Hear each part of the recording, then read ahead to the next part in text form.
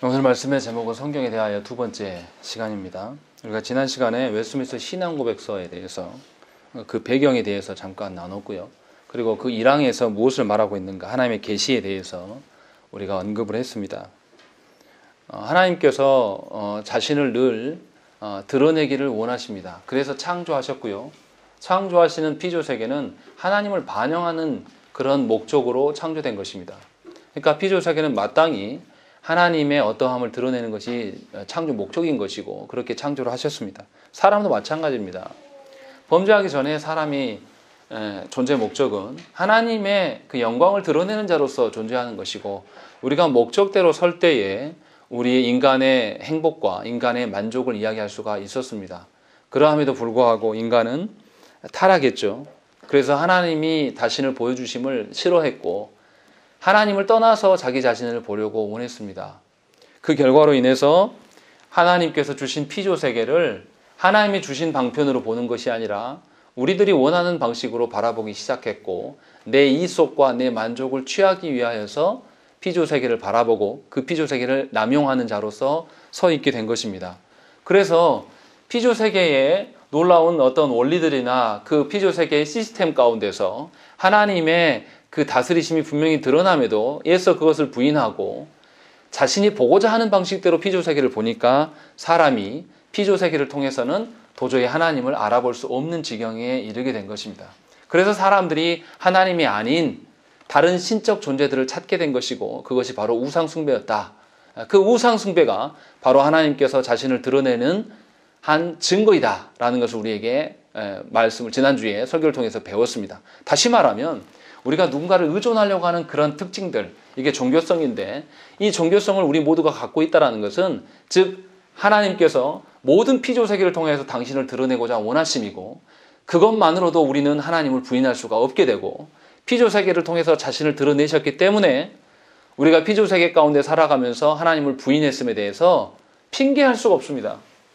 믿든지 믿지 않든지 간에 모든 사람은 피조세계 가운데 살아가기 때문에 하나님을 몰라서 못 믿었다, 이건 다 핑계에 불과한 것이고, 그렇게 사람들은 하나님의 진노와 심판 가운데 놓일 수밖에 없는 것입니다.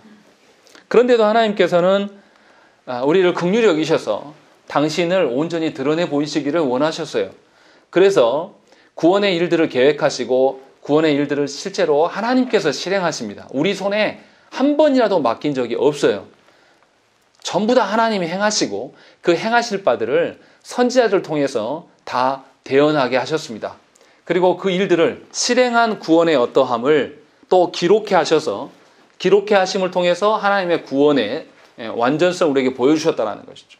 그러니까 저와 여러분들이 일반 계시를 통하여서 이 피조세계에 돌아가는 원리를 통하여서 하나님을 알 수는 없으나, 하나님께서 우리에게 기록되어진 말씀을 통해서 당신의 어떠한 우리에게 계속 보여주고 계시기 때문에 구원의 방편에서 말씀으로 충분하고 족하다라고 분명히 지난주에 말씀을 드렸고, 구원의 방편은 성경을 떠나서는 있을 수가 없다라고 말씀을 드렸습니다. 그러함에도 불구하고 여전히 신앙생활의 패턴을 하나님께서 주시는 방편이 아니라 내가 원하는 방식으로 바라보면서 그대로 실현되지 않는 고집부리는 신자들이 우리 안에 굉장히 많고, 이러한 신자들의 특징이 뭐냐면 성경을 잘못 간주하고 있는 것입니다. 성경을 어떻게 바라볼 것인가, 성경을 어떻게 활용할 것인가에 대한 생각들을 잘 해봐야 된다는 것입니다. 그런데 한국교회 안에 많은 성도들이 여전히 기복주의에 찌들여 있어서 성경을 보면서 예수 믿으면 내 마음이 편안해지고 내 뜻대로 되고 내 가정이 복받고, 이런 방식으로 성경을 남용하는 분들이 참 많습니다. 그것은 신앙생활이 아니고 우상숭배입니다. 자기 자신을 존중케 하고 자기 자신이 왕 되는데 성경을 활용하는 분들이 교회 안에 많다는 것이고, 또 이단들도 성경 속에 있는 삼위 하나님의 그 권위들을 누구한테 다 갖다 씁니까? 신천지 이만희가 어떻게 합니까? 자기가 재림 예수라고 이야기를 합니다. 또 자기가 계시받은 성령이다 라고까지 활용하는 것이죠. 다시 말하면 성경을, 우리랑 동일한 성경을 보는데 성경을 누구를 높이는 데 활용하냐면 인간 누구를 높이는 데 사용하는 것이죠. 그러니까 우리가 이기적으로 성경을 바라보면서 성경을 통해서 내 목적을 이루려는 것이나, 이단들이 어떤 교주를 높이기 위해서 성경을 활용하는 것이나 똑같은 방식이에요. 하나님 나라에 이르렀을 때는 복받기 위해서 예수 믿는 사람이나 이단들이나 똑같은 하나님의 진노의 대상일 뿐이라는 것이죠. 그래서 여러분들이 성경을 어떻게 보느냐가 매우 중요합니다. 그래서 웨스트민스터 신앙고백서에서 우리 선배들은 성경을 바르게 보아야 될 것에 대해서 아주 길게 진술하면서, 그래서 저도 설교를 제 마음대로 하는 것이 아니라 이 항목들에 의해서 몇 주에 걸쳐서 성경에 대한 이야기들만 하고 있는 거예요. 그러니까 여러분들이 성경을 어떻게 바라보고 성경의 말씀들을 어떻게 인정하느냐, 이것에 따라서 여러분들의 삶의 패턴과 신앙생활의 패턴과 또 교회의 교회됨이 달라지는 거예요. 성경을 성경으로 여기지 않으면 어떻게 하냐면 내 방식대로 내 형편과 상황에 맞게 예수 믿는 겁니다. 다시 말씀드리지만 내 상황에 맞게 믿는 그 종교는 기독교가 아닙니다. 삼위 하나님과 아무런 상관이 없어요. 정말 죄송한 이야기지만, 외람된 말씀이지만 한국 교회의 이러한 형태들이 굉장히 다분히 많아요. 말씀을 알아가면서 괴로운 게 바로 이 점입니다. 교회가 아닌데 교회라고 하고 있어요, 자기들끼리. 그리고 그 교회됨의 근거를 어디서 찾냐면 사람에게 찾아요. 교단이 그 교회의 건전성을 인정해 주실 것이다. 노예가 또 인간 목사의 어떤 권위로 교회가 세워진다? 다 거짓말입니다. 삼위 하나님께서 직접 관여하시고 다스리는 것이 교회이지 절대로 사람일 수가 없어요. 그런데 한국 교회는 지극히 인간적이고 지극히 사람 중심적입니다. 그래서 말씀의 어떠함이 아니라 우리의 형편대로 이야기를 해버립니다. 오늘 본문의 말씀, 고린도전서 2장 말씀에서도 바울 선생이 뭐라고 합니까? 예수 그리스도와 그의 십자가에 못 박히신 것 외에는 내가 아무것도 알지 않기로 작정했다. 나머지는 다 필요 없다라는 거죠. 인간적으로 인간적으로 지혜 있는 말, 인간적으로 어떤 들리기 좋은 말, 이런 말씀으로 말씀되게 하는 것이 아니라고 분명하게 말하고 있는 것입니다. 그래서 5절에도 너희 믿음이 사람의 지혜에 있지 아니하고 다만 하나님의 능력에 있게 하려 한다. 이것이 교회됨이고 이것이 하나님의 자녀됨이 아니겠느냐라고 이야기를 하고 있는 거예요. 그러니까 하나님을 바로 알고 하나님의 능력 가운데 사는 사람이면 하나님의 능력을 권유하고 싶지 사람의 사랑, 그런 것을 전하려고 하지 않는다는 것입니다. 인간적인 잘해줌이 교회 되게 하지 않는단 말이에요. 아무리 말해도 인간적인 방편으로 살아가는 분들은 그렇게 살 겁니다. 그렇게 성경을 바라볼 거예요. 그러나 그것은 신앙이 아닙니다. 다시 한번 강하게 말씀드리지만 성경을 어떻게 활용할 것인가가 신앙의 판가름에 있어서 매우 중요한 이야기고, 그렇기 때문에 우리 신앙 선배들도 하나님의 통치를 받기를 원했고 하나님의 통치를 받기 원해서 성경에 근거한 대로 우리 자신을 돌아보기를 원했단 말이에요. 다시 말하면 성경을 하나님의 말씀으로 여겼단 말이에요. 하나님의 말씀이란 여겼다는 의미가 뭔지를 이제 우리가 이야기를 하고 싶은 거예요. 오늘 이야기가, 오늘 설교가 도대체 우리가 하나님의 말씀으로 여긴단 말이 무슨 의미인가? 이것을 모르는 분들이 너무나 많아요. 지금 이 이야기를 소요리문답 웨스트민스터 신앙고백서만 이야기하는 게 아닙니다. 성경에 대한 바른 관점을 가져야 될 것이 모든 신앙고백서에서 다 나오는 이야기예요. 우리가 벨직 신앙고백서 때도 나왔었고 도르트 신조에서도 이 부분이 나왔었고 또 하이델베르그에서 할 때도 이 부분이 계속 언급된, 반복된 이야기예요. 제가 새롭게 꺼낸 이야기가 절대 아닙니다. 그런 점에서 오늘 우리가 말씀을 잘 봐야 됩니다. 그래서 2항부터 5항까지 나와 있는데요. 먼저 2항과 3항에서는 무슨 이야기가 하냐면 성경의 정경에 대한 이야기를 하고 있습니다. 정경이 도대체 뭐냐라는 거죠. 우리가 지금 성경이라고 하는 이 성경에는 항목들이, 제가 이제 지면이 없어서 2항에 보면 지면이 없어서 다 기록하지 않았습니다. 구약 39권, 신약 27권, 총 66권. 원래는 웨스트민스터 신앙고백서에 낱낱이 다 기록해놨어요. 창세기부터 요한계시록까지 다 기록을 했는데 저는 지면이 없어서 이제 안 썼는데요. 우리가 정경 66권 이렇게 말하는데 이거 누가 정한 겁니까? 성경 말고 이렇게 이야기하면 쉽습니다. 예수님 당시에 성경이 완성됐습니까? 완성되지 않았습니까? 예수님 당시에 신구약 성경이 완성됐습니까? 안 됐습니까? 안 됐죠. 구약 성경은 이미 정리화됐지만 신약은 아직 기록 중이에요. 그러니까 예수님이 죽고 부활하신 다음에, 승천하시고 난 다음에 제자들도 뭔가를 기록하고 있고 이 제자들을 보면서 다른 사람들도 기록을 했을까요? 안 했을까요? 했을 거예요. 교회가 커져나가고 교회가 규모가 되고 조직화되니까 이 성경에 버금가는 자기의 체험과 경험들을 기록하는 사람들이 정말 많았습니다. 그래서 어디까지가 성경이고 어디까지 성경이 아닌가에 대한 판별이 필요했다는 거죠. 구약성경 말고 신약성경에서. 그래서 교회가 이 일들로 인하여서 몇 세기간 계속 회의를 합니다. 그리고 완성이 돼요. 근데 문제는 뭐냐면 그러면 그 성경을 누가 결정한 거냐? 요 문제를 이야기를 하고 있는 거예요. 그것이 이항과 사망에 대한 이야기예요. 그래서 성경이 66권뿐이다 라고 선언을 하고 있는 것이고 분명히 하나님의 영감으로 주어진 책이다 라고 이야기하는 거죠. 다시 말하면 성경을 기록하게 하시는 분도 하나님이시요. 성경을 보존해서 우리 가운데 오게 하신 분도 하나님이시요. 성경의 66권 되게 하심도 하나님이시다. 지금 그 이야기를 하고 있는 거예요. 그러면 어떻습니까? 어디까지 성경으로 보는 것, 이것은 이미 우리 시대는 확정이 됐지만 확정될 당시에 어떻게 확정됐는가를 우리가 한번 생각을 해봐야 돼요. 오늘 말씀에서 뭐라고 되어 있습니까? 사망에 보면 보통 외경이라고 불리는 책들은 하나님의 영광으로 말미암지 않았으므로 성경의 정경의 일부가 아니다 라고 이야기를 하는 것이죠. 그러니까 성경 말고도 예수님 당시에 자기의 경험들 또 다른 목적으로 하나님 나라를 알리려고 하는 것이 아니라 자신의 권세를 드러내고 싶은 그런 사람들이 인간이 많았다라는 거예요. 요즘 말하면 이런 거죠. 제가 안 믿는 친구들한테 흔히 듣는 야 목회하면 돈 많이 벌겠더라. 성도들이 11조만 해도 얼마냐. 그럼 10가정만 모이면은 니네 그 사람만큼 사는 거 아니야. 그래서 20명 모이면 정말 이건 사업수단이다. 저한테 이렇게 말하는 친구들이 있어요. 안 믿는 친구들이. 그런 방식으로 목회하는 사람들이 분명히 교회 안에 있습니다. 그래서 어떻게 하냐면 자기가 목회하다가 경제적으로 어려워지면 어떻게 해요? 교회 팔아먹는 거죠. 성도들도 팔아먹는 작자들이 한국 교회 안에 있는 것이죠. 왜 이렇습니까? 이 시대만 있는 게 아니라 예수님 시대 당시에도 교회가 커지고 사람들이 교회로 모이게 되니까 운집하게 되니까 어떻게 됩니까? 사람들의 어떤 인기를 자기가 얻기 위하여서 성령의 영감, 성령께서 깨닫게 하시고 확정케 하셔서 성경을 기록하게 한 게 아니라 자기 과시를 위하여서 우리가 잘 아는 나 때는 말이야 이 말을 하려고 자기의 기록들을 적는 사람들이 많아졌어요. 정경이 아닌데 그것을 외경이라고 또 위경이라고 이야기를 합니다. 그래서 그런 기록들이 많아졌습니다. 그것에 대해서 이제 교회가 회의를 하면서 교회 회의를 통해서 정경을 확정해요.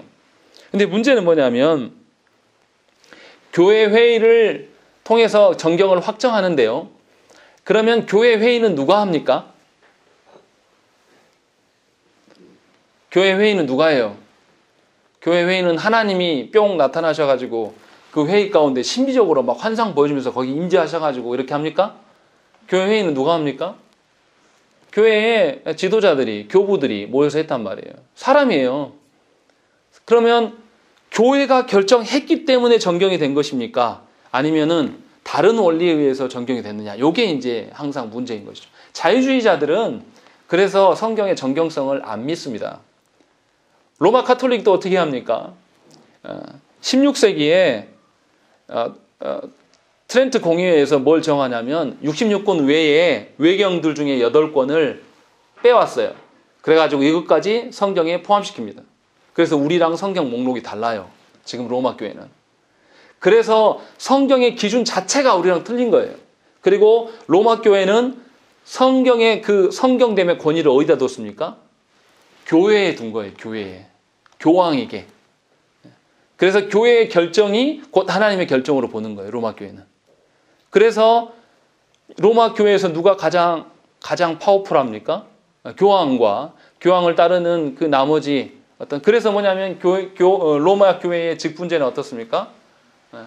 피라미드식 구조일 수밖에 없는 거죠.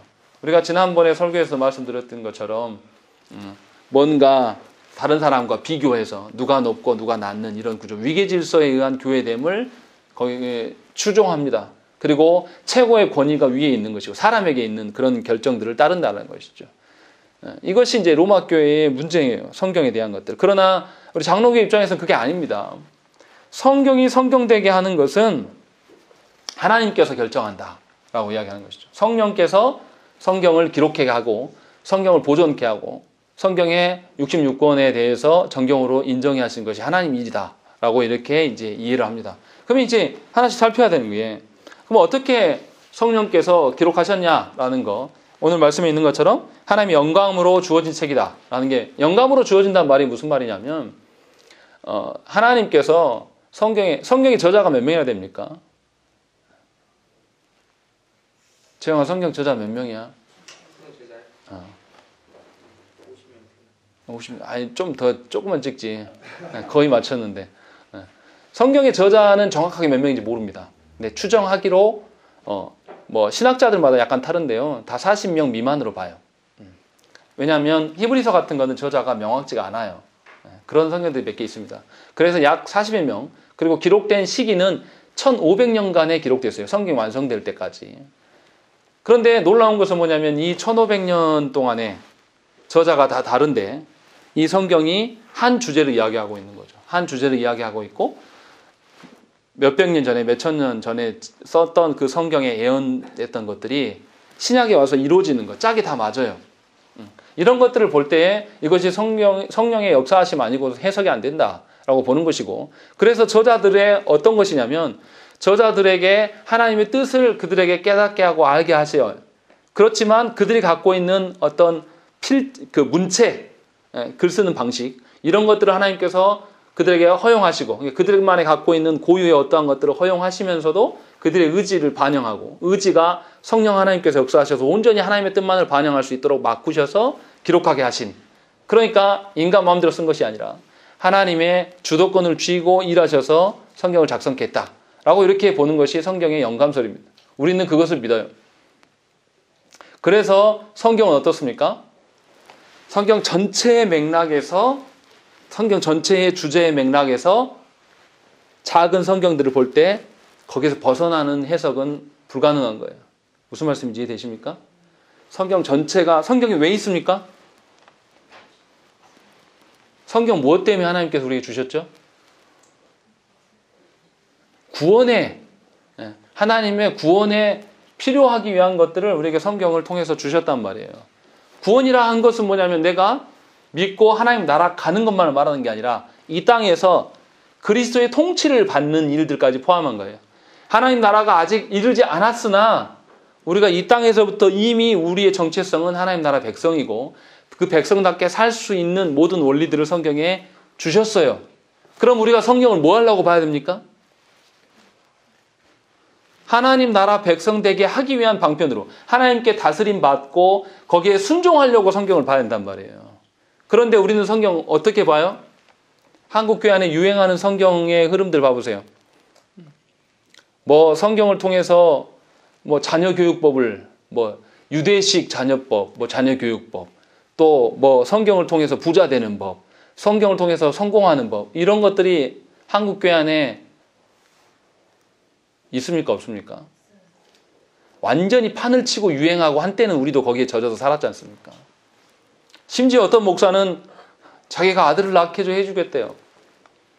그게 무당이지, 그게 목사입니까? 그런 작자들이 한국교회에 버젓이 하고 있고 극동방송에서 설교하고 있어요.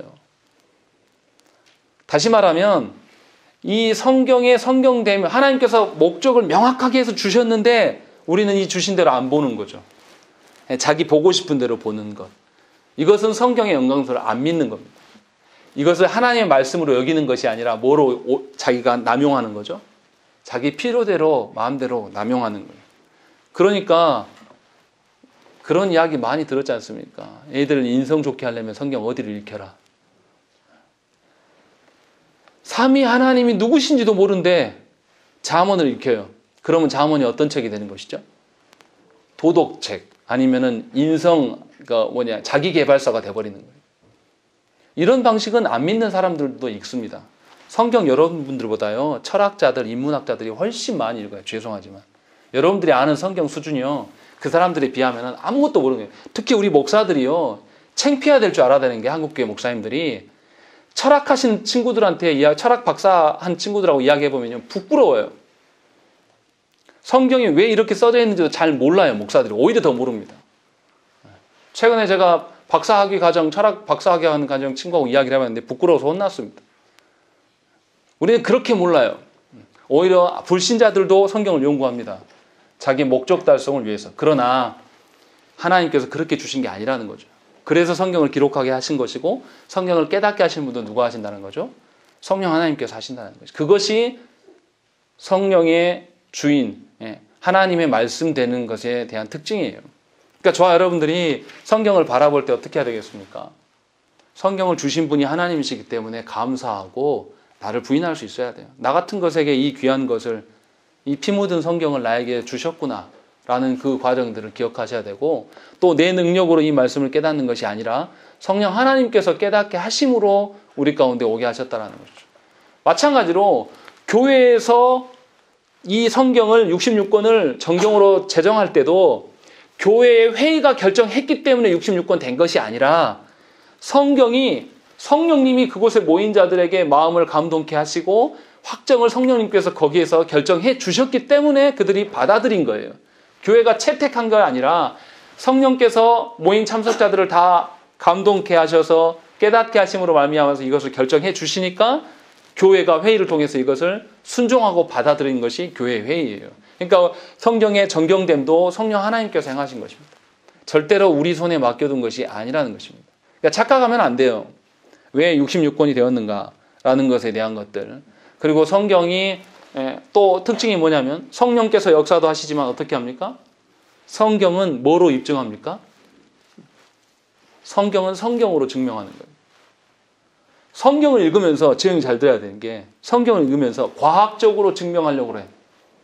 그럼 더 이상 성경이 아니에요. 성경 책은 들고 있으나 뭐 하는 거냐면 인문학이나 철학이나 과학을 하고 있는 거예요. 성경을 바라보면서 성경으로 입증해야 돼요. 이것을 성경의 자증성이라고 이야기합니다. 이게 이제 우리가 성경을 바라보는 시각이에요. 이런 점에 대해서 지금 이야기를 하고 있는 것입니다. 그래서 사망에 보면 뭐라고 되어 있습니까? 두 번째 줄, 사망의 두 번째 줄. 그러므로 이것들은 하나님의 교회에서 어떤 권위도 가지지 못하며 인정되거나 사용되어서는 안 되는 다른 인간적인 저술일 뿐이다 라고 이야기합니다. 그러니까 외경이나 위경, 다른 목적으로 하나님이 주신 아닌, 그러니까 하나님이 주신 것으로 자신을 포장해서 자신의 권세와 사람들의 마음을 휘어잡으려고 하는 모든 행동들, 그렇게 해서 기록된 책은 다 가짜라는 거죠. 인정할 수 없다는 거예요. 똑같은 거죠. 성경을 기록하지 않아도 목사나 교회 중직자가 사람들에게 대형 교회를 이루면서 사람들의 마음을 휩쓸어가지고 자기의 권세를 누리려고 하는 것도 똑같은 거예요. 하나님께서. 성경으로 인정하지 않는 것처럼 그 사람도 하나님의 백성으로 인정하지 않는 겁니다. 그러니까 우리가 하나님 말씀에 대한 하나님의 말씀을 하나님의 말씀으로 인정하는 것, 이것을 제대로 알면요, 하나님을 대하는 태도나 내 삶의 방향성들이 바뀔 수밖에 없는 거예요. 성경을 하나님의 말씀으로 인정하지 않기 때문에 내 삶이 여전히 인간적이고 인본적이고 내 중심적이기를 원하는 거예요. 절대 나를 하나님 앞에 내놓지 않는 거예요. 성경은 하나님의 말씀이 아니기 때문에. 여전히 성경은 어떤 도구입니까? 내 인생에서 문제 해결의 도구고, 내 인생에서 위로가 되어지는 것이어야 되고, 내 인생에서 힘이 돼야 되는 것이 성경으로 바라봅니다. 대부분의 성도들이 이렇게 성경을 봐요. 그렇게 성경을 보고 성경을 읽고 또 말씀을 들어요. 그러니까 어떻습니까? 자기에게 싫어하는 말씀이 나오면 오해하는 겁니다. 자기에 거슬리는 말씀이 있으면 안 들어요. 정말 목사가 괴로운 게 뭐냐면 안 듣는 사람들을 향해서 계속해서 하나님 말씀대로 사십시오 하는 거 정말 힘들어요. 그래서 고달픕니다. 그러나 놀랍게 하나님께서 그 안에서도 일하시는 것을 보고 위로하신다는 것이죠. 다시 말하면 하나님께서, 우리가 소요리 문답 때도 말씀드렸지만, 하나님께서 우리의 삶의 주도권을 쥔 주인이 돼요. 우리가 아무리 발바둥 쳐도 우리 뜻대로가 아니라 하나님의 뜻대로 이루어 가실 것입니다. 우리가 아무리 하나님 앞에서 벗어나고 싶어서 내 마음대로 살아도 벗어날 수 없고요. 또 하나님의 뜻대로 내가 아무리 벌벌덩 치려다고 하나님께서 허락하지 않으시면 아무것도 이루어지지 않습니다.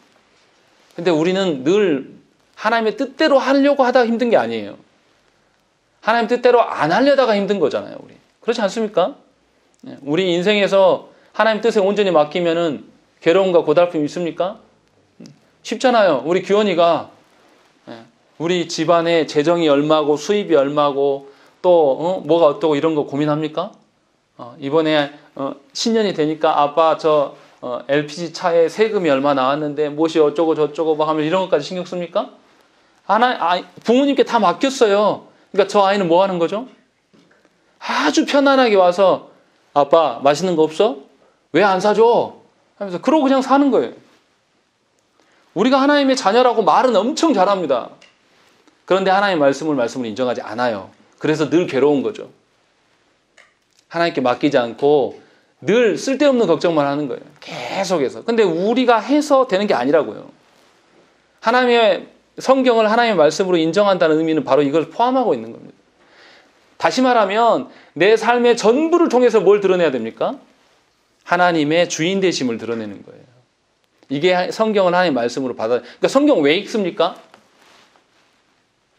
그냥 성경을 읽으면은 논리력이 좋아지고 내 정서가 뭐 좋아지고 이러려고 읽는 게 아니라 뭐 하는 거죠? 내가 생각하는 모든 패턴들, 내가 살아가는 모든 방식들 안에서 다 어떻게 해요? 하나님의 질서대로 하려고 읽는 거예요. 그러면 어떻습니까? 나를 개조해야죠. 성경의 기준대로. 그러려고 더 쉽게 이야기하면 성경의 기준 앞에서 내가 어떻게 하려고요? 순종하려고 읽는 거예요. 이 말씀 기준이 싫어서 따지고 대들려고 읽는 게 아니란 말이에요. 이것도 오해해서 들으시면 안 됩니다. 제가 설교를 전하니까 목사의 권위를 내도 그 말이 아니에요. 목사도 성경대로 저 안 전하면 여러분들이 물어봐야 돼요. 왜 목사님 설교 시간에 이렇게 이야기했는데 이거 아니지 않습니까? 이게 교회의 교회됨이에요. 이게 말씀 앞에 우리가 신실함 가운데 서는 거죠. 그것을 지금 이야기를 하고 있는 겁니다. 그러니까 하나님의 말씀으로 하나님의 주권을 인정해 드리기 위해서 순종하려고 성경을 읽는 거예요. 초장부터 내 뜻과 내 문제 해결하려고 하는 것은 뭐냐면 하나님께서 나에게 베푸신 환경이 지금 현재 여러분들이 처해 있는 환경이에요. 하나님이 의도하셔서 여러분을 그 가운데 뒀단 말이에요. 근데 이것을 인정하고 싶지 않아요. 내가 괴로우니까. 그러니까 하나님의 뜻대로 내가 달라지려고 거기서 기도하는 게 아니라 뭔 기도합니까? 이 환경 변화시켜서 나 벗어나려고 기도하지 않습니까? 그러면서 성경을 보시면 뭐 하는 겁니까? 하나님이 베푸신 대로 순응하면서 가는 겁니까? 아니면 거절하는 것인가요? 자기가 주인인 거죠. 그러니까 예수 믿어도 하나도 기쁨 없는 거예요. 변화가 있어야 기쁠 거 아닙니까? 하나님 주신 대로 내가 순응하려고, 그렇다고 해서 내가 순응을 하려고 한다고 해서 순응되는 건 아니에요. 하나님께서 은혜를 주셔야지 가능한 것이지만 우리가 초장부터 그렇게 아예 첫 단추부터 그렇게 끼우니까 계속 신앙생활에 꼬이는 거예요. 내 만족과 내 위로를 줄 수 있는 곳에 찾아 나서는 거예요. 그러니까 전도 부모님들이요, 제가 고등부 사역을 하면서 느낀 거는 뭐냐면 부모님들을 이렇게 꼬드기기 굉장히 쉬워요. 부모들은 다 뭐에 관심이 있습니까? 자녀들이 전부거든요. 우리 한국 부모님들은 더더욱 심해요. 죽을 때까지 자녀 걱정만 하다가 죽어요. 이런 분들한테 자녀 이야기 건드리면 다 넘어옵니다. 영혼을 바뀌는 것은 성령께서 하시는 거라 말할 수 없어요. 그러나 성도들을 속이고 그 사람들의 자원들을 긁어모으는 거 자녀 건드리면 다 나와요. 제가 안 해본 게 아니에요. 근데 그것이 오늘 바울이 본문에서 이야기한 대로 그게 성령의 역사하고 하나님의 일하심이냐. 그래서 아니라고 말하는 거예요, 바울도. 그래서 자기가 뭐라고 했습니까? 바울도 3절에 내가 너희 가운데 거할 때에 약하고 두려워하고 심히 떨어노라 라고 있는 것이죠. 바울이 뭔가 사람들 앞에 서는 걸 두려워했고 이 뜻이 아니에요. 성령의 역사하심과 일하심 앞에 자기가 보니까 자기는 아무것도 아닌 존재고 두렵고 떨림으로 할 수밖에 없다는 이 말이에요. 그런 식으로 영혼을 대할 수밖에 없다라고 이야기하는 것이죠. 바울이 얼마나 위대한 사역자였습니까? 그런데 그 사람도 이런 이야기를 고백을 하는 거예요.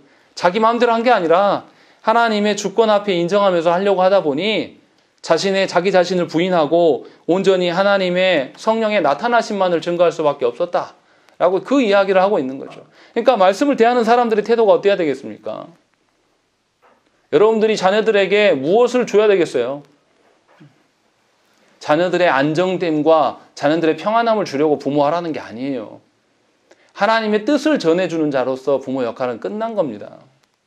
그 자녀가 하나님의 말씀대로 하는지 안 하는지는 그 자녀와 하나님과의 문제인 것이지 여러분들이 대신 해줄 수 없는 거라니까요.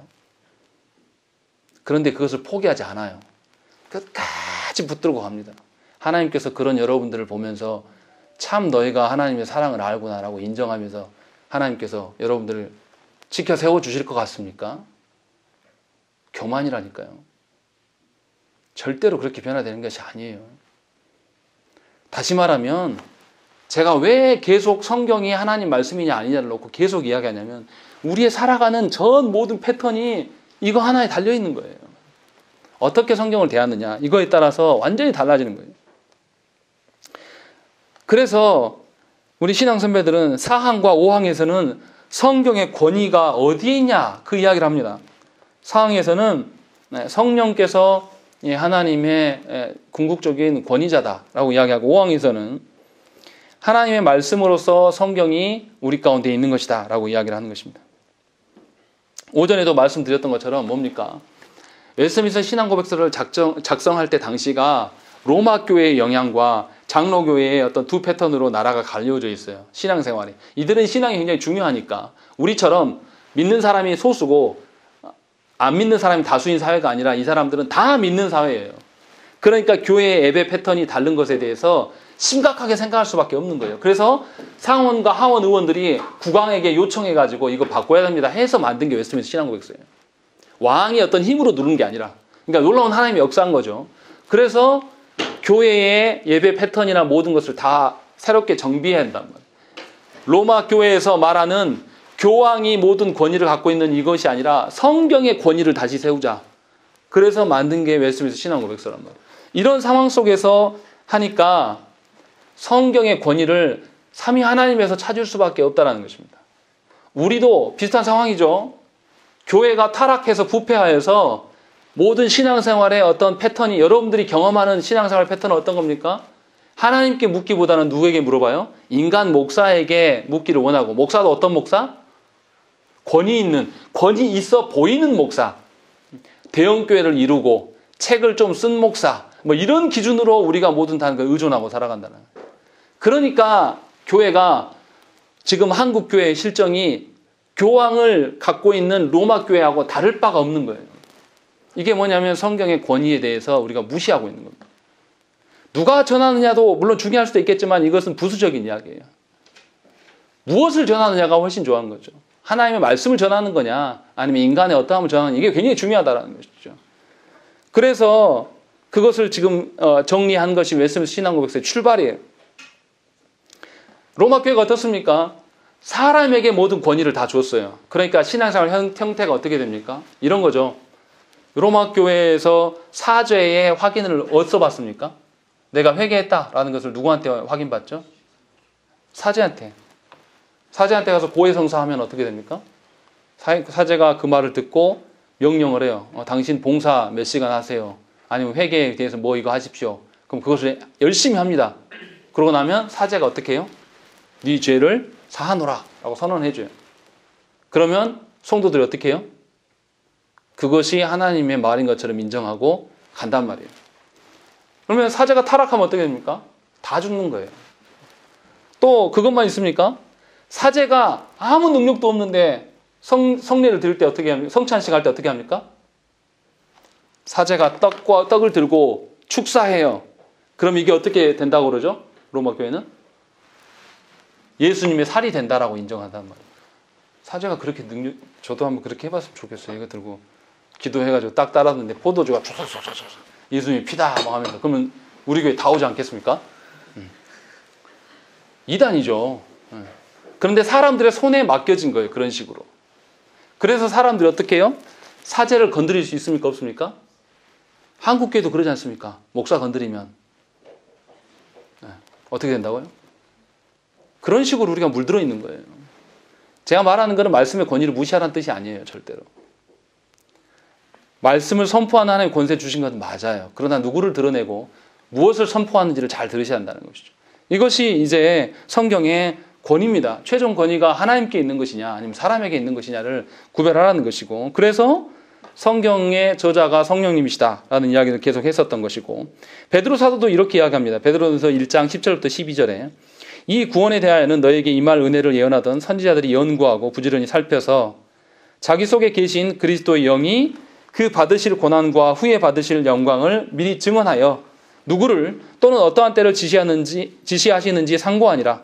이 섬긴 바가 자기를 위한 것이 아니요 너희를 위한 것임이 계시로 알게 되었으니 이것은 하늘로부터 보내신 성령을 힘입어 복음을 전하는 자들로 이제 너희에게 알린 것이요 천사들도 살펴보기를 원하는 것이니라 라고 이야기하고 있는 것이죠. 베드로 사도가 지금 이야기하는 것은 뭐냐면 하나님께서 당신의 구원의 방편을 성경을 통해서 기록하여 주셨기 때문에 자신도 성경이 사람의 말이 아니라 하나님의 말씀으로 여기기 때문에 부지런히 연구하고 살피고 보는 일에 열심을 내고 있다. 지금 그 이야기를 하고 있는 거예요. 여러분들은 어떠십니까? 하나님의 말씀으로 정말 성경을 인정합니까? 그렇다면 제가 읽지 말라고 해도 읽는 것이 정상이고 신앙생활 하면서 성경을 연구하는 것은 당연한 것입니다. 의무적으로 기계적으로 우리 교회에서 하는 것처럼 365 성경 통독 다 쓰고 내세요 이렇게 하는 것은 아주 초보적이고 유아적이고 굉장히 하나님 보시기에 때 불쾌한 일일 수 있어요. 그런 점에서 우리가 성경을 다시 보아야 한다는 것이죠. 이것이 하나님의 주권을 인정해드리는 방식이고, 또 성경의 자증성의 문제. 성경을 보세요. 다니엘서에 나타난 그 성경의 기록들을 보세요. 다니엘서에 뭐가 나옵니까? 내 왕국이 흥하고 망할 것이다 하는 언급들이 나와요. 다니엘 포로기에서 바벨론의 흥성, 그리고 바벨론이 망하고 메데와 바사, 페르시아가 일어나잖아요. 망하고 또 헬라가, 그리고 로마가 그 되어질 일들을 어떻게 알고 다 그렇게 기록했겠습니까? 하나님께서 행하시지 않고는 알 수 없는 그런 구조들을 말씀을 통해서 다 보여주셨다는 것이죠. 이것이 하나님의 주권됨을 분명히 드러낸다는 것이죠. 이런 방식을 통해서 하나님이 우리를 이끌어 가신다라는 것을 계속 성경을 통해서 보여주신다는 것이죠. 그러니까 저와 여러분들이 성경을 보면서 하나님의 일하심을 소망하면서 보는 거예요. 하나님이 정말로 내 생각에서는 이런 상황에서는 절대 이건 해결 안 될 것 같은데 놀랍게 하나님께서 이것을 뒤집어 가시면서 해결하시는 것을 보기 위하여 성경을 보는 거죠. 그러니까 성경 속에 요셉의 이야기가 다른 사람의 이야기가 아니라 바로 내 이야기여야 되는 거예요. 성경을 읽었는데 그 성경이 놀랍게 내 삶에 그대로 실현되는 것을 경험하게 돼요. 그 실현이라는 것은 뭐 여러 가지가 있겠죠. 내가 좋아하는 방식으로 실현될 수도 있겠지만 나의 성향과 안 맞는 실현도 분명히 있을 거란 말이에요. 예를 들어 이런 거죠. 하나님께서 바벨론에 대해서 멸망함에 대해서 계속 이야기해요. 바벨론이 멸망할 것이다 라는 이야기. 바벨론이 세속화되어 가지고 하나님을 대적하는 방식으로 서게 되니 하나님 멸망하게 할 것이다 라는 말씀이 있어요. 그러면 그렇게 해서 바벨론이 멸망하는 거죠. 마찬가지로 한국교회를 바라보면서 한국교회가 거대해지긴 했고 사람이 많아지긴 했으나 하나님과 무관한 존재들로 돼가면 어떻게 해야 됩니까? 망해가야 되는 것이 정상이에요. 내가 지금 속해 있기 때문에 이 속해 있는 교단이 명하고 이러면 큰일 날 것처럼 생각하는 것은 우리의 고집입니다. 언약에서 하나님의 말씀에 순종하면 복을 받고 불순종하면 어떻습니까? 하나님의 저주를 받는 것이 정상이에요. 불순종했으면 저주 받아야죠. 이것이 하나님의 뜻대로 되는 것이라니까요. 그런데 우리는 늘 어떻게 합니까? 우리는 뭐만 받아야 됩니까? 복을 받아야 돼요. 저주는 받으면 안 돼. 저주 안 받게끔 하나님께 회개하지도 않으면서도 우리는 뭐 합니까? 계속 내 뜻대로. 주 뜻대로가 아니라 내 뜻대로 되기를 원하는 방식으로 서 있는 거죠. 그러니까 성경을 이루어진다는 것은 때로는 성경대로 되어지는 것은 나에게 아픈 것일 수도 있어요. 성경대로 이루어지는 것을 보는 것은 나에게 고통일 가능성도 매우 높습니다. 우리는 그렇게 의로운 존재가 아니거든요. 우리는 하나님 앞에 죄인일 뿐이란 말이죠. 그런 존재들이기 때문에 성경의 시련이 나에게 아픈 구석이 반드시 있습니다. 그러나 성경의 시련이 아프기만 합니까? 아니에요. 이 속에서도 하나님의 뜻대로 되어져 가는 것을 보게 한단 말이에요. 그러면 또 다른 고난이 왔을 때 거기서 뭘 기대하겠습니까? 이 고난을 헤쳐나가는 것이 문제가 아니라 하나님이 이 고난 가운데서 당신의 뜻을 어떻게 이뤄갈 것인가 이거를 보기를 소망하는 마음이 생겨난단 말이에요. 이게 은혜라고요. 이게 성경을 바르게 보는 사람들의 올바른 시각이란 말이죠. 그러니까 인생에서 고난은 반드시 있을 수밖에 없는 겁니다. 그리고 그 고난 속에서도 소망을 잃지 않고 살아갈 수가 있어요. 그런데 여전히 자기 중심적으로 자기 뜻대로 되어지기를 원하는 사람, 늘 자기 뜻대로 살아온 사람들은 자기 뜻이 조금만 거슬리면 못 견디는 거예요. 제가 자녀들을 바라보면서 제가 자녀들한테 주고 싶은 것 중에 하나는 뭐냐면 자기 중심성 탈피하기를 늘 이야기합니다. 공부 못해도 괜찮고 다 못해도 괜찮지만 네 꼬라지 부리는 거 하나 때문에 온 가족을 병들게 하고 모든 사람들에게 그런 사람은 되지 말아라. 그래서 계속 이야기를 해요. 다른 거는 제가 매 잘 안 들어요. 그 부분은 늘 이야기를 합니다. 자기 자신을 꺾을 수 있도록. 제가 커보니까요. 좀 일찍 꺾였으면 더 좋았을 것을 어렸을 때 못 꺾어가지고 사람들한테 피해 주는 게 저 자신 안에 많이 있어요. 그래서 그런 것들을 하나님께 놓고 늘 기도합니다. 마찬가지로 그리스도인들이 하나님 앞에서 많이 꺾여본 자들이라면 하나님께서 그들을 사용하실 것입니다. 꺾이는 과정 중에서 얼마나 괴로웠겠습니까? 하나님의 주권대로 내가 꺾여야 되니 얼마나 살기 힘들었겠습니까?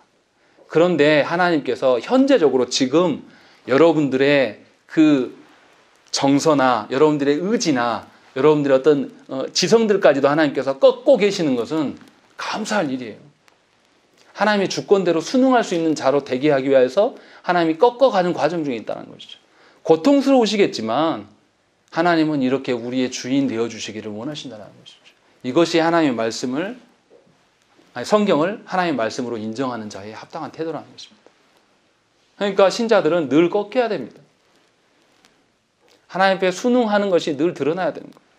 그리고 꺾여진 자의 마음이 어떻습니까? 상처투성입니까? 그렇지 않아요. 하나님이 놀랍게 그 모든 것을 다 감싸안으시고 회복해 하셔서 그의 입술 안에서는 잔잔한 평안함과 하나님 주신 은혜로 말미암아 온전히 하나님을 노래할 수 있게 만드십니다. 이것이 하나님의 주인 되심이에요. 그러니까 우리가 성경을 대할 때 어떻게 해야 되겠습니까? 나의 존재됨과 내가 이 땅에 있는 목적과 또 나뿐만 아니라 우리의 교회의 존재됨과 이 교회의 목적과 사명이 다 하나님의 뜻을 반영하는 대로 살기를 소망할 수밖에 없는 것이죠. 이것을 성경을 하나님의 말씀으로 인정하는 자들의 합당한 태도입니다. 뭐 말하려면 더 있겠죠. 그러나 분명히 저와 여러분들이 알아야 될 것이 제 이야기가 제가 만들어낸 이야기가 아니라 우리의 장로 교도들이 우리의 신앙 선배들이 이것을 만들어 놓고 우리 후손들에게 이렇게 신앙생활을 하도록 권면하면서 준 거예요. 얼마나 감사합니까? 누군가가 다 먼저 살아보고 그것을 정리해서 하나님이 몇백 년 전에 만들어 놓은 것을 우리한테 지금 존속해 하시고 또 이것을 해설할 수 있게끔 기회를 만드시고 또 우리에게 듣게 하시는 것. 얼마나 은혜입니까? 그래서 우리가 정말로 하나님의 주권을 인정해 드리는 방식으로 살아가셨으면 좋겠습니다. 내 뜻대로 안 된다고 숨 넘어가는 것이 아니라 하나님의 뜻대로 되어지기를 소망하는 것이 우리 성도들 가운데 일어나기를 정말 진심으로 축원합니다. 함께 기도하겠습니다.